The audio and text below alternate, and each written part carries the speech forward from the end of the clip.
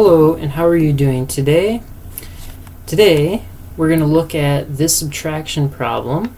It's a 3-digit subtraction problem, and I just want you to do this the way you normally would do this subtraction problem. Okay? And then we'll talk about it.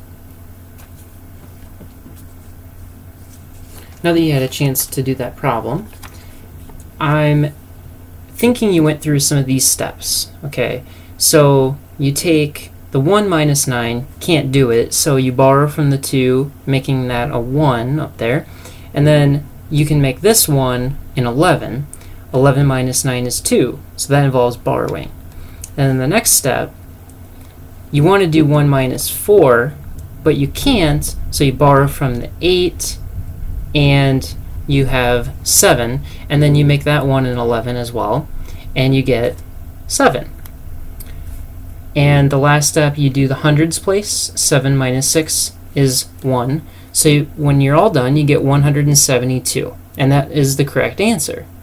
But today, we're going to look at another way to do this problem, and it's called the number flexible approach. It's just the idea that numbers are flexible, and in particular, we can write the numbers in their stretched out form.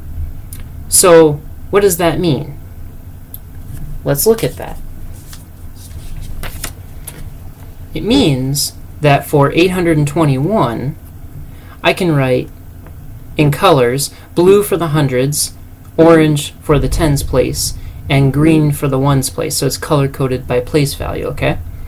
I can write 821 as 800 plus 20 plus 1. Okay, so why would I want to do that? Well, it might make this a little bit easier. So I want you to try 649, write that one out in stretched out form. Okay? Looks like we have 600 plus 40 plus 9. Is that what you got? Great. Alright, so remember our problem was subtraction. So we are indeed subtracting. So we're going to subtract by place value. Subtract the hundreds, subtract the tens, and subtract the ones. Okay, so 800 minus 600, that's 200, right? And 20 minus 40, negative 20, yep. And you can see that there, okay? So, we have a negative, but that's okay. This will still work. Let's see that it does. 1 minus 9 is negative 8. Great. So, we have 200 plus negative 20 plus negative 8.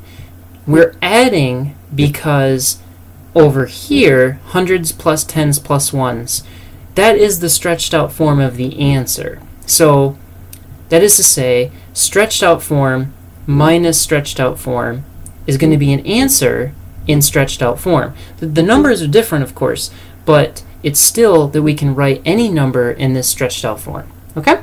That's the idea that numbers are flexible.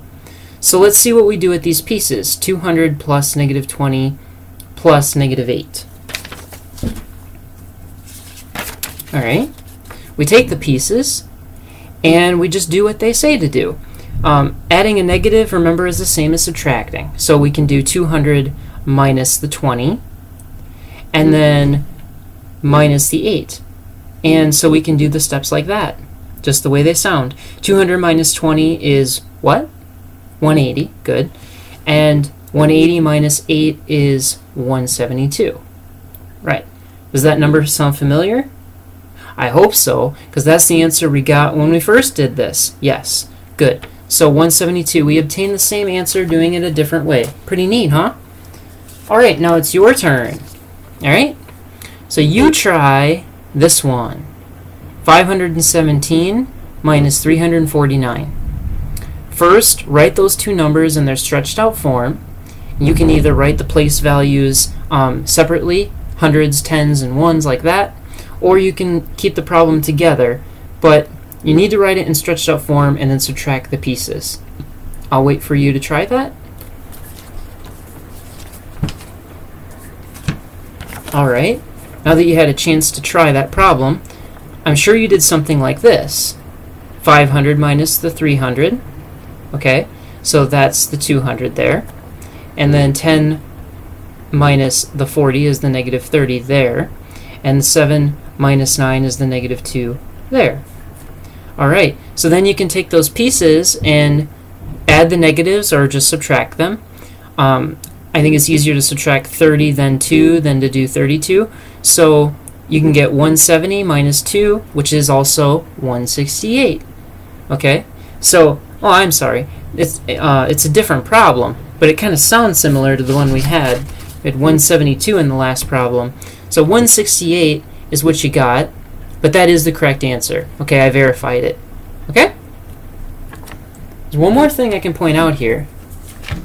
When we had our step for 200 minus 30 minus 2, or 200 plus negative 30 plus negative 2, and if we compare that step, let's compare that step to the answer of 168 written in stretched out form, that's 100 plus 60 plus 8, right? So these are the same thing. They're both 168. In fact, I'll show you at the bottom there. You can see 168 is equal to 168, so these are the same. But check this out. In the hundreds place, we have 200 minus 100, okay? And that is 100. So there we took off 100. That's how you could think of that. The negative 30 plus 90 is what would give us 60, okay? And finally, negative 2 plus the 10 is the 8. Okay? So, what does this mean? Well, what is 90 plus 10? Right, it's 100. And so, if we subtracted 100 here, and then we added 100 here, what does that mean? Aha! That's right, we wouldn't have changed the problem because what we took off, we put back on. Or what we added on, we took back off. So there's no change, we just added 0. Okay, so this means that even though the place value amounts, like 200 compared to 100, and negative 30 compared to 60, and negative 2 compared to 8, even though they're different amounts, they combine in such a way, because numbers are flexible, to give us the same answer of 168. That's pretty neat, huh? So, today you learned that numbers are flexible. You learned that there's different ways to do a problem like this using the number flexible approach, and the idea that numbers can be written in their stretched out form. Okay? So I hope that was useful for you, and I will look forward to seeing you in the next video. Thanks. Bye-bye.